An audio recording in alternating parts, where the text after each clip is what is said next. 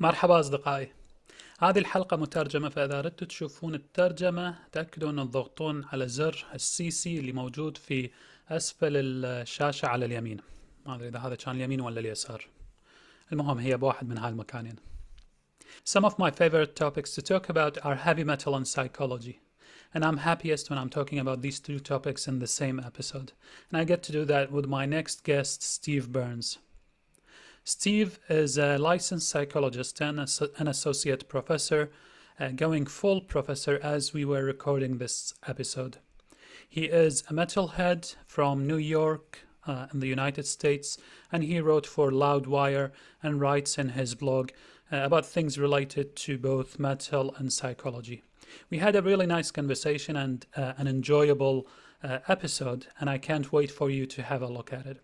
If you find this episode fun or useful, please feel free to subscribe to it and share it with people you'll think that will find it fun and useful. Also, make sure to check Steve's blog, Mental Health Matters, and his articles on Loudwire. This is kinda like podcast, and I am Mohanad Sarhan.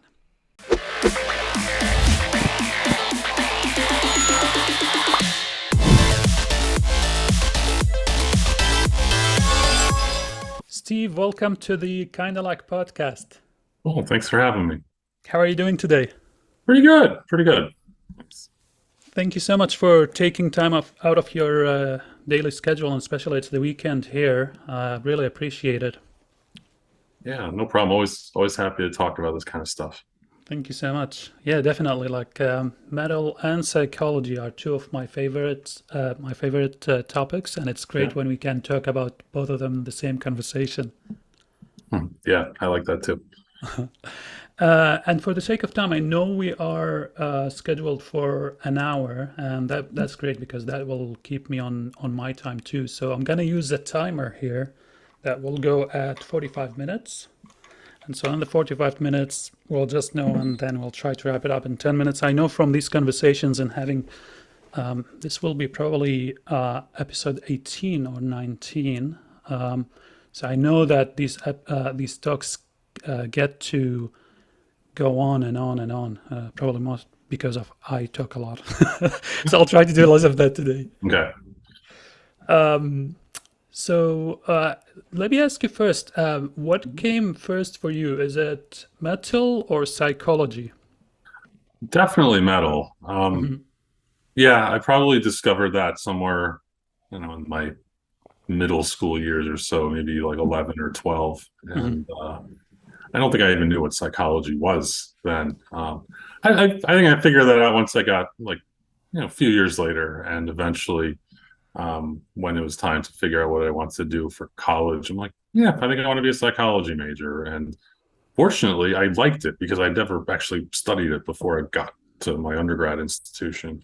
And fortunately, it kind of clicked with me, and now it's my job. So, but I certainly have not let my love of metal kind of go away at all.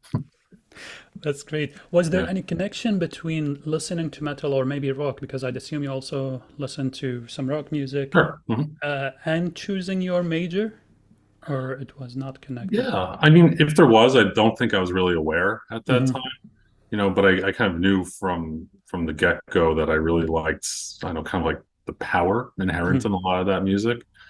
And maybe like later in my 20s or 30s, I started to put it together a little bit more that, it like filled a void in my life somewhere, that if I felt like, maybe I didn't have that kind of power or control over certain elements of my life, maybe that's why I gravitated to music that with such a powerful pull to it, Yeah. Definitely. Definitely, that's what probably draws a lot of people to the metal music. And there's also, why I ask about that, because there's so many bands that are sort of associated and their lyrical themes aligns with psychology. Sure. There was a saying that, I can't remember now if it's a saying or it's somewhere I read, Pink Floyd, when they were coming out, they drove so many people to do drugs, but also so many people to go into psychology and study psychology. I have someone actually I worked with them, an occupational psychologist before, and they were from the UK, and he was telling me, he was a little bit older than us. He was telling me that Pink Floyd was one of the reasons that when he was listening to them, he wanted to know more about the human condition and psychology and why people do things the way they do. And that's sort of like, because these are all in the lyrical themes. Yeah, absolutely. It's almost as if there's this kind of nicely packaged and like accessible version of kind of getting into your feelings that happens in music with, I mean, not just like the lyrical themes, but the instrumentation and then the aesthetics of it all. I can definitely see that. It's like a way to talk about those sort of things without completely just like opening up and being vulnerable and starting to talk about your feelings. It's like easier to identify with songs and lyrics and bands than it is to just come up and tell people what you're really feeling or how you think about something, and the uncensored completely authentic version of that. Yeah, definitely, I can see that too. And so you got into studying psychology. So currently, you work in psychology. Yes. So I do a couple of things. I'm a university professor and program director at my small liberal arts college here in Western New York, very far away from the city. Sometimes people are like, "Oh, how close are you?" I'm like, "Well, it's about 5 hours." It's definitely a lot closer to Buffalo than I am to New York City. But I've been there for about 12 years. I never had any aspirations of teaching. I wanted to just kind of be a practicing psychologist, either in private practice or in a hospital. And along the way, I kind of fell into some opportunities for adjunct teaching. And it went pretty well. I taught one class during my doctoral program. My advisor was like desperate for somebody to teach a section of Intro to Psychology 1. And I did that, and I think it went okay. I never heard otherwise, and just had like all these like little opportunities that eventually turned into bigger opportunities. So yeah, I'm a tenured associate professor, going up for full professor very soon, actually. And congratulations in advance. Oh, thank you. I appreciate that. But I've also maintained a clinical practice virtually the whole time. So my internship right before I finished the doctoral degree was in college counseling. And then my postdoc position was also college counseling. And I did that for, I don't know, 7-8 years, something like that. And then opened up my private practice in 2015. So I've been doing that ever since. Awesome. Yeah. And you enjoy psychology? You see yourself doing psychology for the rest of your life? Oh, absolutely. I kind of joke with my students a lot too, that it's not a really like physically taxing job. We get comfortable furniture, and we were not swinging hammers and lifting bags of concrete or anything like that. It's definitely something that if you can, I guess, kind of keep yourself from burning out and keep yourself, relatively like mentally sharp. There are people who do this kind of work successfully into their 80s sometimes, and it's not the kind of thing that you need a traditional retirement at 65 whatsoever. I mean, I might eventually decide to retire from the university job, but I will always then like maintain that private practice as long as I can. Isn't that awesome that you found the one thing that will sort of make you happy, bring you the reward, and you can do it for as long as you want? Yes, absolutely. It's a great career, and I mean, when I have students who are coming to interview for my program, I'll say stuff like this. I really am a strong believer in just like how great of a career and profession this can be. So yeah, I love it. And when was or where was the point when metal and psychology sort of collided for you? Yeah, it's kind of hard to put a finger on it exactly, but I remember having a realization about the time. I mean, because I've been a fan, since like age 11 or so 30 plus years at this point. And I think there was a point where after my son was born, he's actually going to turn 10 tomorrow. But after my son was born, I found myself looking for more and more kind of like heavier, violent, aggressive Oh, really? kind of stuff. And yeah, and kind of the growling, distorted vocals were suddenly kind of a lot more palatable to me. And I really kind of liked it. And I was trying to figure out afterwards, like, what is it about my life, my circumstances right now that are, I guess, kind of taking that, you know, those things that metal did for me when I was a younger person. And I guess maybe there's a greater need for that now, because now I need maybe something a little bit more, a little bit, you know, more aggressive, faster, louder, heavier, whatever. And you know, I kind of came up with this little personal theory that like as my life gets more and more like buttoned up, essentially, like that I've got, you know, greater responsibilities and you know, I've got students and advisees and interns and children, especially. That's the kind of the big one, right? That I've the more of this stuff I have, the fewer, I don't know, kind of like other outlets I might have. Hmm. So the kind of the need that music was kind of fulfilling for me. You know, we need to ramp up the intensity at this point. You know, Hmm. and I think that's part of it. You know, and I don't know. I always I think had this idea in the background of like it would be great to just find a way to kind of talk about these two things together, right? They be like a personal reason why I'm starting to get more invested in this, but you know, I don't really see a lot of kind of, I don't know, deeper kinds of discussions about why people like this sort of stuff and what the appeal is. And maybe I can, you know, start filling a niche here somewhere. So, fast forward a few more years, and I had an opportunity to teach an undergraduate honors class at the university. So I proposed one on the psychology of metal and punk, and it was great. The course ran.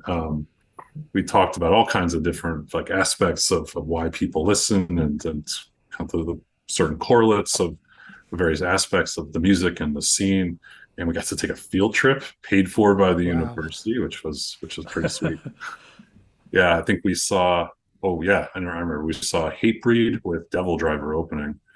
Mm. Kind of a smallish club. It's like a one of my favorite little venues in Buffalo. It's like a 800 capacity kind of place that surprisingly gets like bigger acts in there.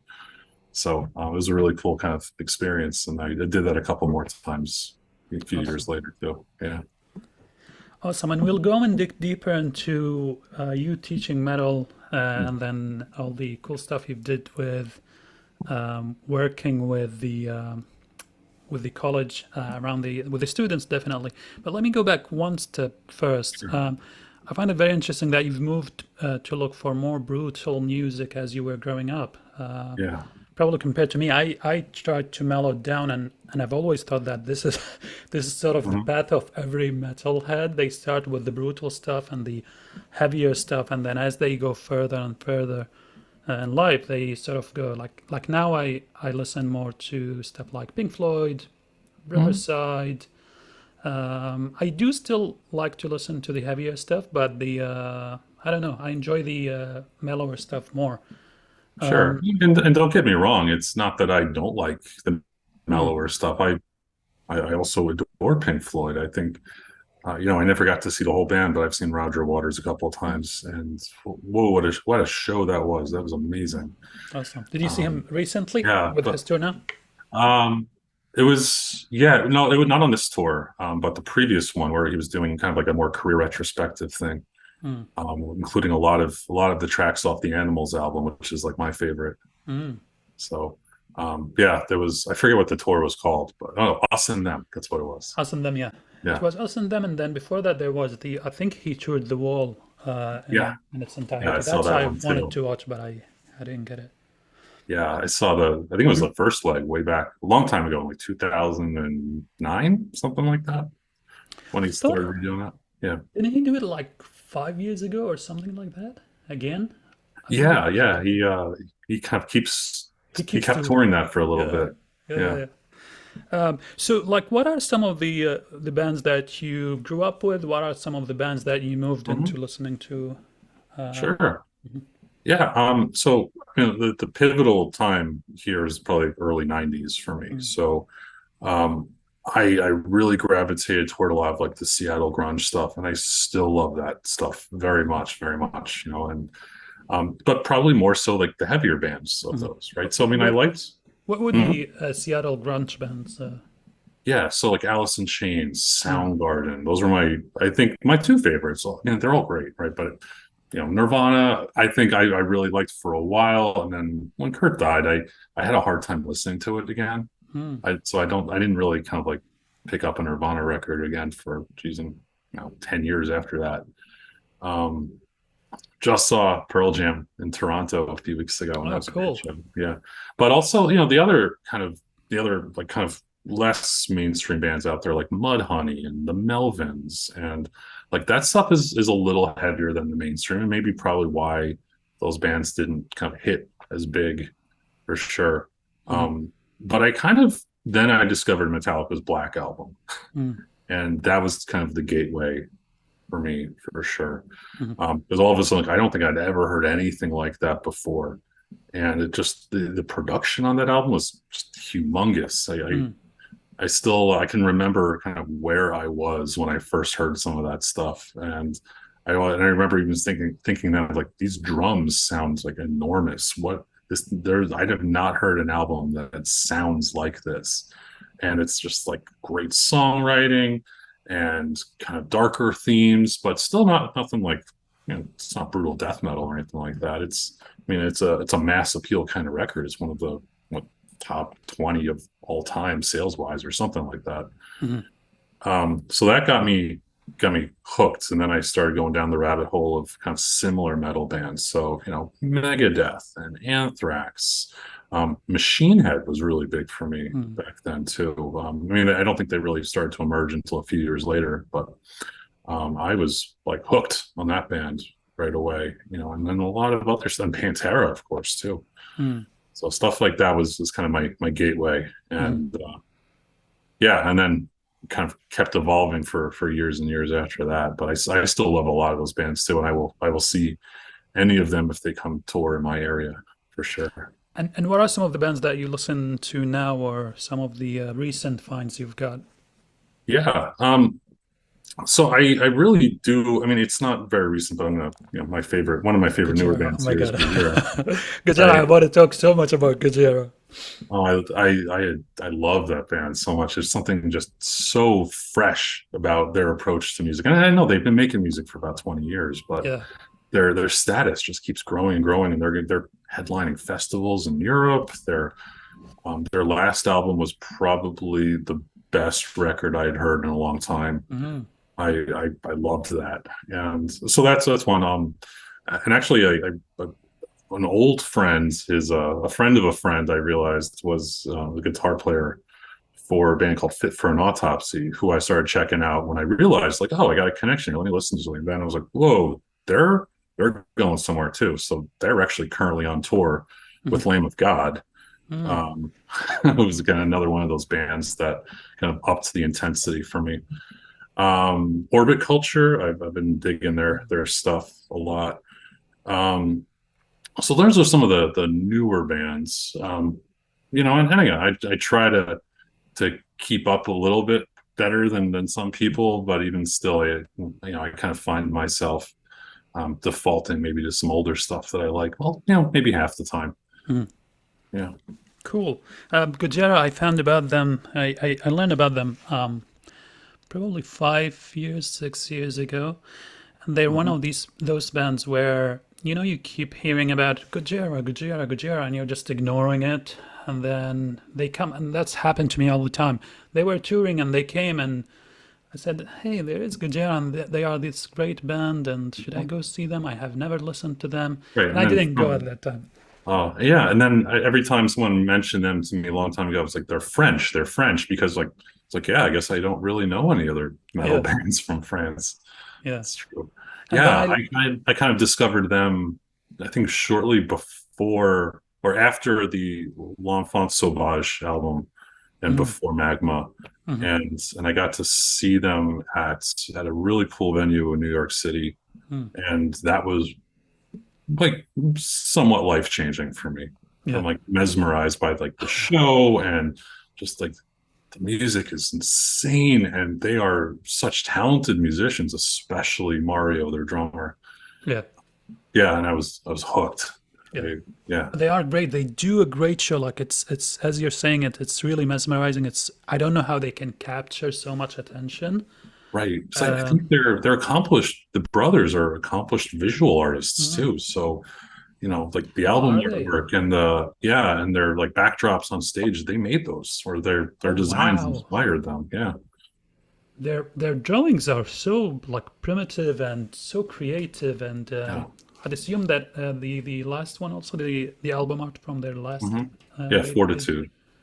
did they created that too? Yeah. Yeah. I think the album artwork was done by Joe, the singer and guitar player. Mm-hmm. But actually, his brother Mario, the drummer, is, I believe, even more of an accomplished artist. And I actually I own a couple of his pieces, like one original painting Yeah. that I bought years and years ago, and I don't Wow. think I could afford one now because they had gone up in price. And then I'd a assume print it's for you. too. Time to put it on the market, make it. Yeah, well, I don't know. It's pretty special to me. I'm going to hang on Uh, to that one for a little bit longer for sure. But I cool. kind of actually, it's weird. I wish I had it here because I saw that as kind of a connection to my work as well. It's like I'm like I think I see some like symbolism in here, but like this represents, kind of, I don't know. It's kind of hard to demonstrate without actually being able to show you this, but Yeah. like there's like this like softer but shiny like core at the earth that, and then a tree, and I'm like, I know, to me this represents a lot of stuff about like therapy, about counseling.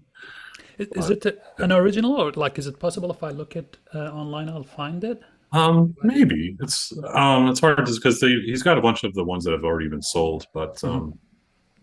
I don't know. I think it doesn't keep all of them on there. I would take a look maybe later. I'm Okay. sure I have a picture of it somewhere that I sent to somebody. So if I can Definitely dig would it up, love I'll to send it see to it you. and maybe even add it to the recording afterwards, just so that Mhm. um, I know I'm interested in seeing now that you're telling me that the art is their art, because there's Yeah, so many connections between what they sing and what they draw, right, and I think that's fascinating. right. Uh, cool. And so you started listening to these bands, and then you went into sort of so you've started writing about metal and then taught the class. Mhm. Which one should we start talking about? I don't know. Well, the writing actually came a little bit later. The writing was kind of the offshoot of the class. Actually, I kind of felt like the more I would think about these kinds of things, the more I would have to say about them. So, Mm, a 2 hour once a week class, not always enough time for everything. yeah. The time just flew by, and especially because it's like discussion based. Mhm, When you have a few people who really have some cool things to say, the conversations can go in a lot of different directions. mhm. And so you wrote about in one of your articles, and this is how I came to know about you and reached out to you is Hmm. through your articles on Loudwire. Yeah. In one of the articles, you talk about asking your therapy patients about their musical taste, Yeah. and then I think that has probably formed a lot of what you wrote about. But what was the original reason when you were asking them about their taste? Yeah. I mean, on a very basic level, you want to establish rapport with your Mm, clients. It's helpful when you know a little bit about their interests and what makes them unique. And, to me, because music has always been a salient thing, I'm curious about their tastes in that, right? And but also, TV show, movies, and pop culture stuff. But also, I found when I found clients who had, interesting musical tastes, it just made me wonder. It's like, where, like, and because maybe it's because the nature of my work, I get to kind of dive into, like what made them them, and I'm trying to maybe fit together some pieces of like, like how does their musical preference here play a role in their personality, or the way they handle conflict, or their other issues, or how they process negative emotion, things mhm. like that. And so again, nothing scientific at first, but then later some research starts to come along from some other groups that are kind of adding some actual scientific validity to some of these like theories that were just, like small, silly little theories, but like, yeah, maybe there's some actual merit to this too. And then that just kind of intrigued me further to kind of keep going with this. Awesome. And Yeah. were there a lot of your patients who listened to metal, you found? Not a lot, not a lot. I would say it's probably a pretty similar distribution to people who listen to metal just in the general public. Mhm. But I think there's a lot. What I found though is that there were some people, maybe that wasn't their go-to genre whatsoever, but they were either familiar with some stuff or maybe some more of the mainstream hard rock and metal bands and songs like were useful to them at certain points in their life. Mhm. So even if they didn't really identify as a fan, I'm like, okay, there's a reason that you're kind of looking to like Metallica when you're having a day like this, Mm. or that that Slipknot song that we heard like years ago. You still like that, and like there's got to be a reason for that somewhere. So that was always interesting to me. Was there anything like more interesting that you've learned from, I don't know, maybe from the metalhead sort of your patients, clients, or Mhm. from the other music that was sort of interesting or exciting for you from talking with all these patients? Their relationship, as we said, to music. Well, yeah, I mean, in a very superficial way, sometimes I get really good recommendations. So, um, That's great. so I think it was a client who introduced me to the band Between the Buried and Me, and I was like, Mm, "Oh, okay, I'm paying attention to this. This is cool." mhm, Um, yeah, but I don't know. It's kind of hard to say exactly kind of like what you learn from this because again, we're talking about relatively small sample size. I'm a yeah. really if I'm a researcher in that capacity, I'm fairly biased because I'm coming with my own agenda. But I do pay attention a lot to what it does for people to process emotion. Mm, And I found that the identification for a lot of my clients with the music in some way does something. I think the major part of this is it's like, hey, there's somebody who's putting music and lyrics to a feeling that you have, and now all of a sudden you can kind of connect with that. You don't have to feel as alone with whatever that feeling or thought or situation is because there's somebody else out there who has made a really meaningful piece of art that mhm, touches on the same kind of thing. And I guess if I had to make a broader conclusion about what it's done for my clients is it's like it's an outlet, it's a safe space, it's a place to feel not judged mm, and accepted, and then it's pretty importantly it's a community as well because there's something about this where you can kind of identify that the other people who like the same kind of thing, maybe they're not entirely like normal either. Because mm, by the way, I don't think anyone's really normal, but it's like, but if we're having, maybe someone who's struggling with depression or problems at home with the family or, not fitting in a new place, whatever, right? I mean, um, this is one way to figure out like who the safe people are. It's like, oh yeah, that person likes the same kinds of things, and maybe they're a good person to talk to because we kind of have something in common. Even if I can't figure it out just yet, there's some kind of connection that we have together that the music kind of points attention to. mhm, So for a lot of people, really, I can remember a couple of specific clients now that we're talking about it, right? That they found their closest friends through this kinds of music, mm, and maybe because again, these are not your kind of like mainstream typical like college students, for instance. They're a little bit more on the fringe. mhm, Their interests are a little different. Maybe they've struggled with some things, but they're able to kind of find some really important people that in some cases it's like a life-saving kind of connection, mm. crucially important because of just maybe they noticed someone with a cool t-shirt and it's like, oh yeah, I like that, okay, maybe I can talk to them, and it all starts somewhere. And that's makes so much sense, Steve. Like when I'm thinking about what you're saying, definitely I think when I started to listen to metal, and it was also just by chance that I got to. I did start learning about it and listening to it just because of the appeal of it. So it was just I think for me a matter of pure taste. I just liked what I was hearing. I didn't know at the time, and it was also in the beginning of the 90s. I didn't know what I was listening to because it was foreign language actually for me. So Right. Arabic is our mother tongue for so many of my friends at the time. And we were listening to this. And then the other thing that we didn't know what we were listening to is because we had to get the music through copying cassettes. So you copy the cassette and you copy it and you copy it. And by the end, you're just hearing the distortion. You actually don't listen to the words. But then after that, when you started continuing to listen and when I started sort of to get into metal, just, thinking about, oh, I have a tribe that I can be part of. And, they... whether and again I think it's what you're saying, it's that music gets you to a group, whether it was metal or any other music. Great. And then from there and from your other observations, definitely the question and sort of the I think the accusation that you always hear is metal aggressive, and does metal make people act more badly or behave worse than they would if they haven't listened to metal? Right. And I mean, I think it's a common stereotype, and it's pretty often proven to be untrue.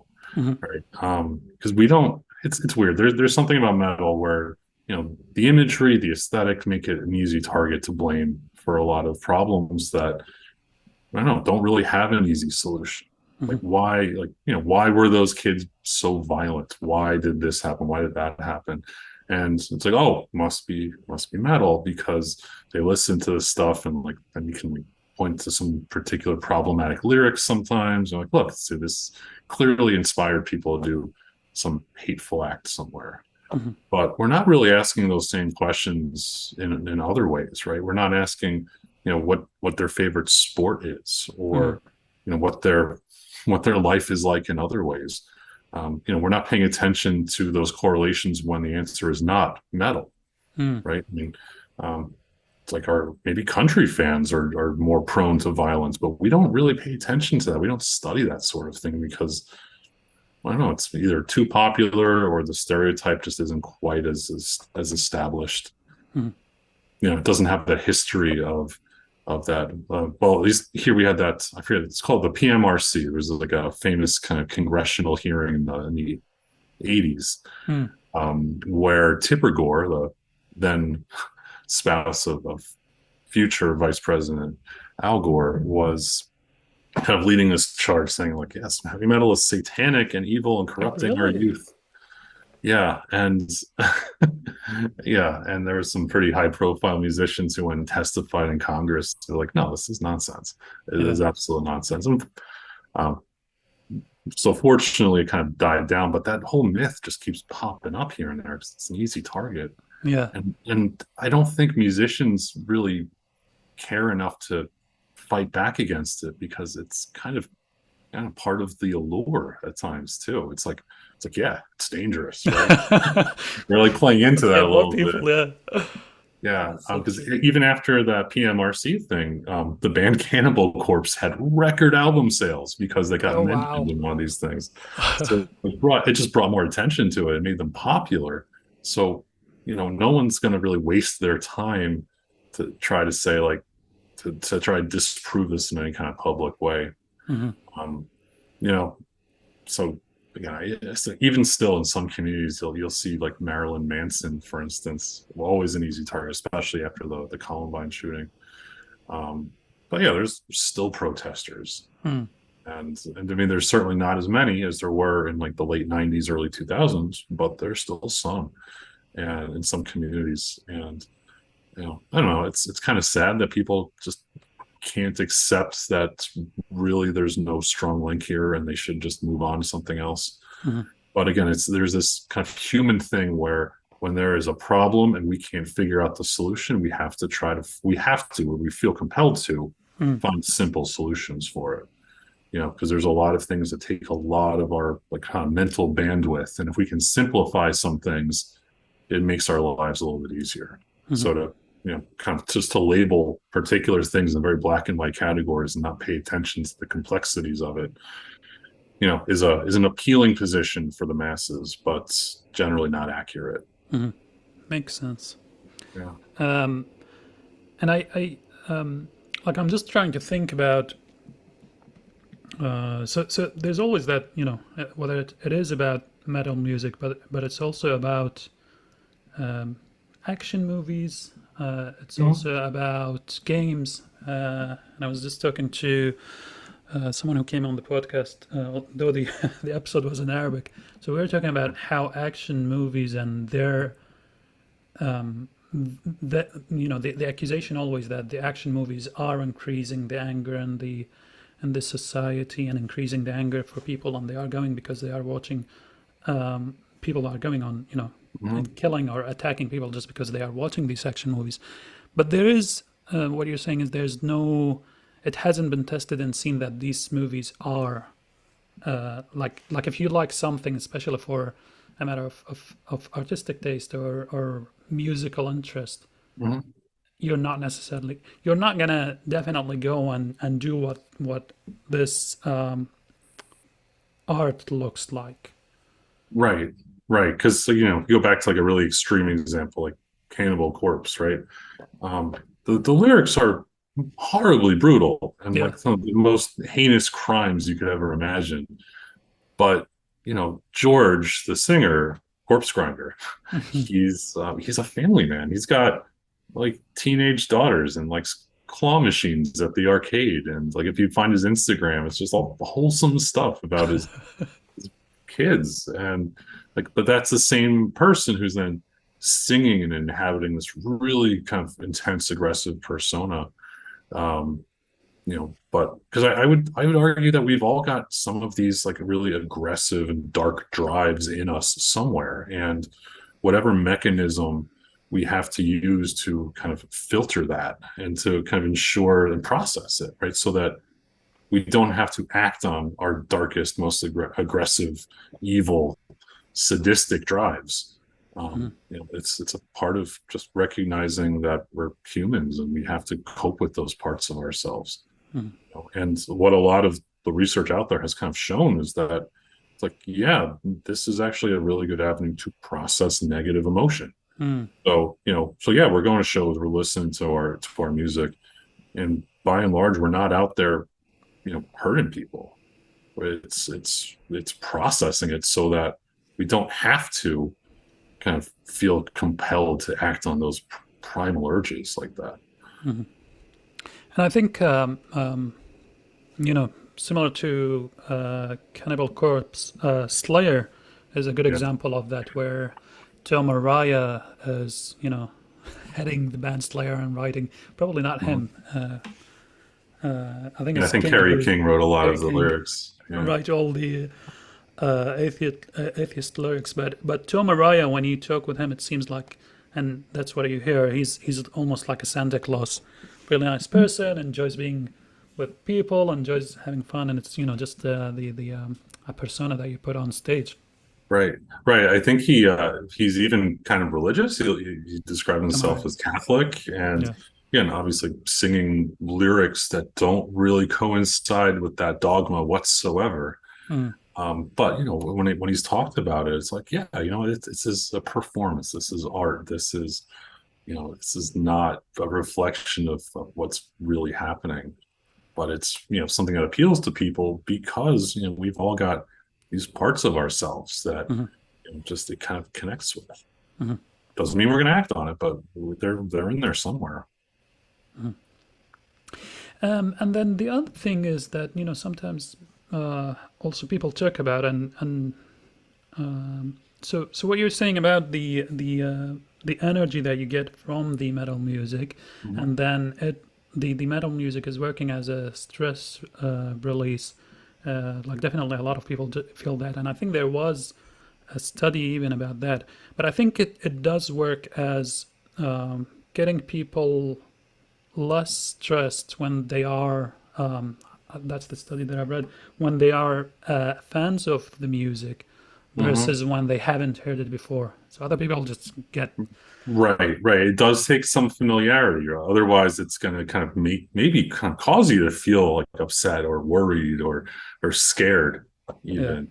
Yeah.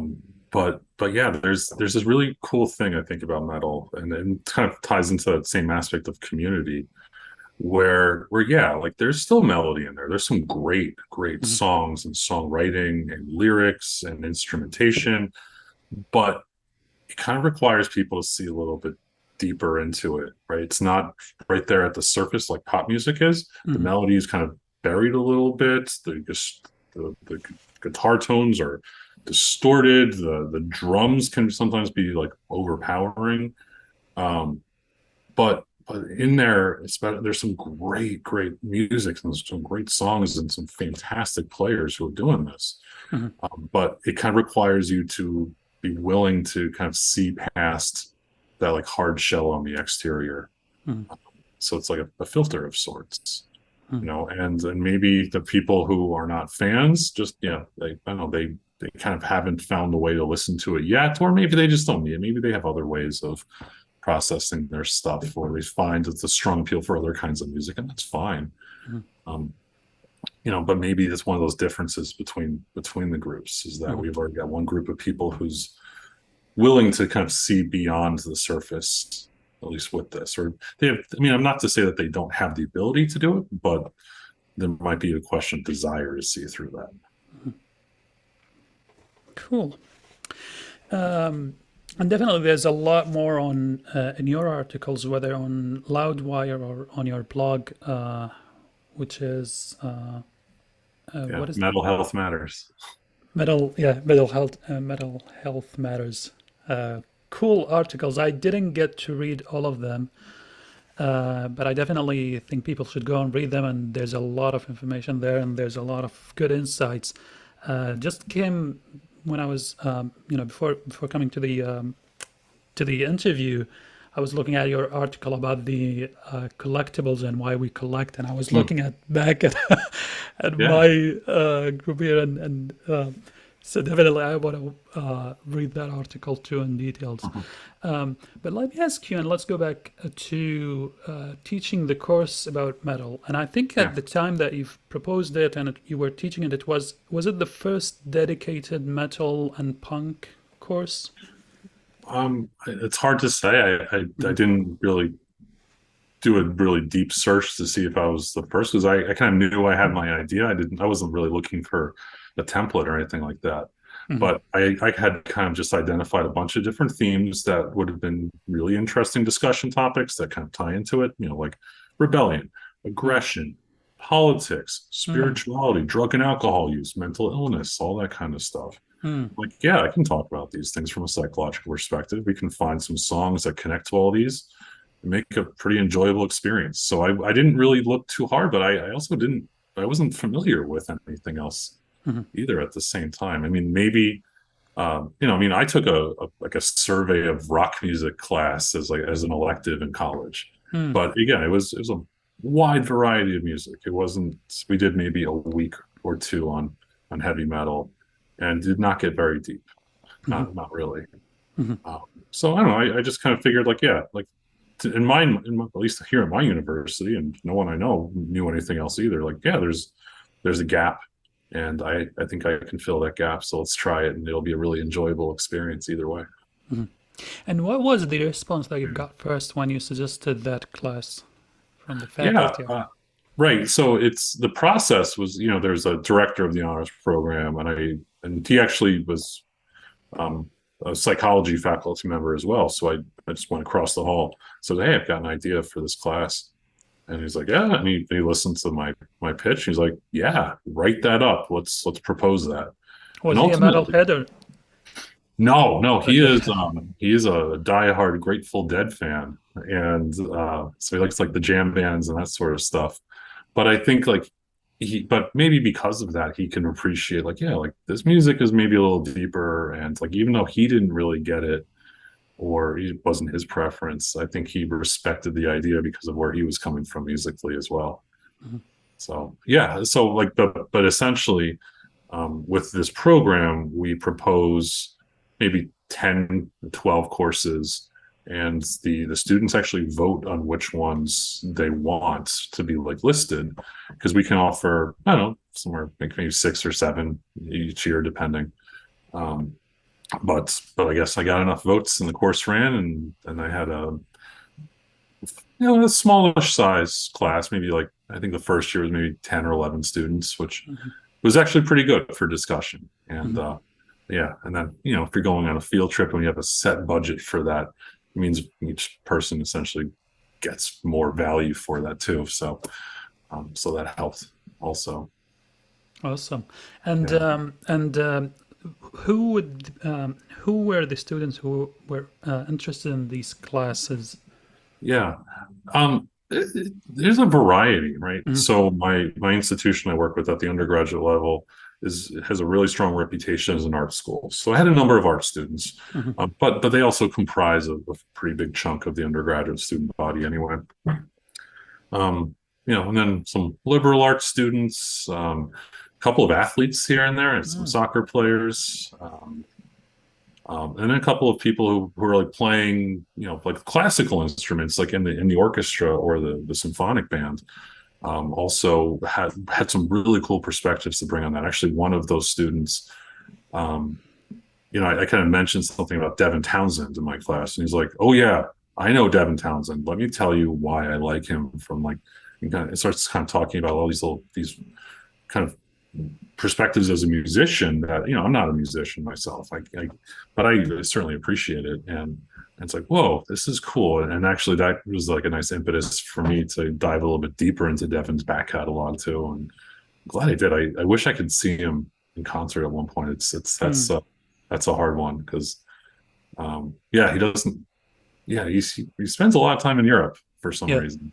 I Yeah. think he was on tour just recently also. Yeah, he was, and I think I actually had another show the same day in a different city, so I didn't get to see that. Got it. Did Cool. one of those. He did like a live stream thing that I was a part of over the pandemic time, and that was great. But And this is our 10 minutes. Yeah. yeah, Yeah. but yeah, to be able to kind of like be in the room with him, I haven't gotten that yet, and that's on the list of Yeah. things I'd like to do at some point.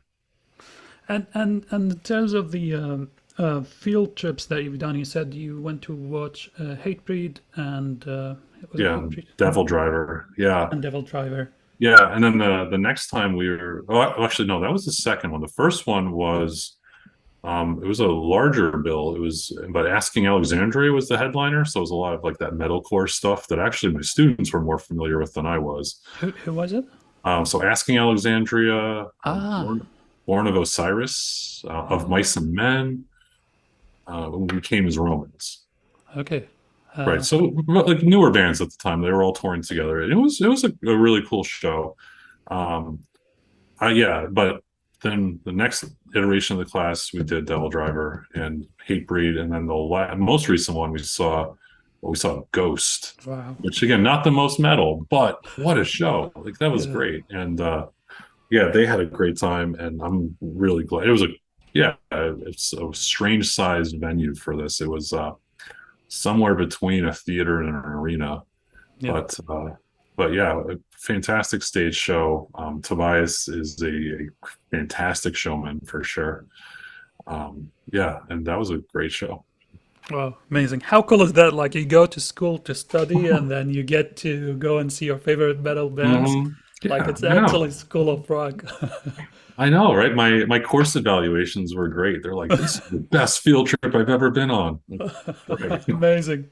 Yeah, Assume you got all horns yeah. on the evaluation and Oh yeah, oh yeah. Some of them started signing their emails with the like the little handmade emoji. So I was like, I like that. That's good. I'm glad I can have some influence in these young people.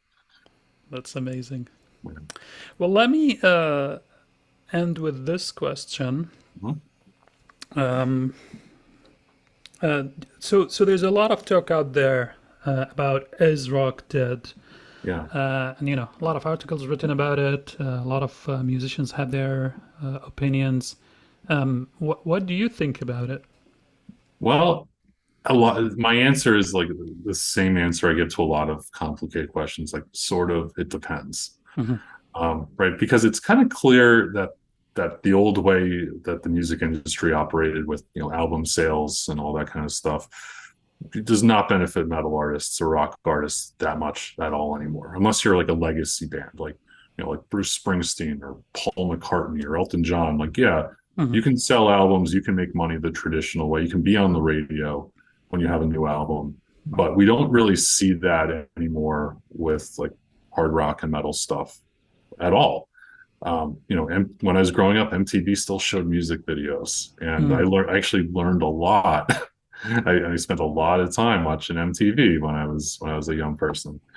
Um, so that model is kind of gone, and now these bands need to kind of figure out ways to market themselves more effectively and rely a lot more on touring and merch sales to support themselves, because the traditional ways of kind of promoting and selling an album from Mm. decades ago just don't work anymore, especially for rock bands. Hmm. But you go to a show and it's like, yeah, this isn't dead. Hmm. There is a vibrant, thriving community who loves this stuff. The numbers, yeah, like probably not there as much. This is not in the mainstream like it was in like the late 80s and early 90s. Um, it's not, but I think the fan base is still there, and the fan base is wanting to go to shows and buy the merch and stream the albums and all that kind of stuff. Um, but yeah, it's just not in the public eye nearly as much. Hmm. Yeah. I was reading another article about this topic, and I can't remember who wrote it or if it was a musician who said that, but they were talking about, in addition to that, to the sort of like the different genres, and then Mm. the how metal is so like it's so diverse with Yeah, all these different genres and subgenres and subgenres. In addition to sometimes about the fans being dedicated to a certain genre, which is like when you think about it with how the music is progressing hmm, over the years and changing and evolving, it does get you to have a smaller and smaller fan base for each genre and each music style or right. each band. Right. It's true. And I think that's one of those unfortunate byproducts of a little bit of like metal elitism. There's this desire to kind of categorize and subcategorize everything so that we're focusing on the unique elements, which is cool, but we're kind of forgetting about some of the common elements at the same time. Hmm. You know, and actually back to the previous question too.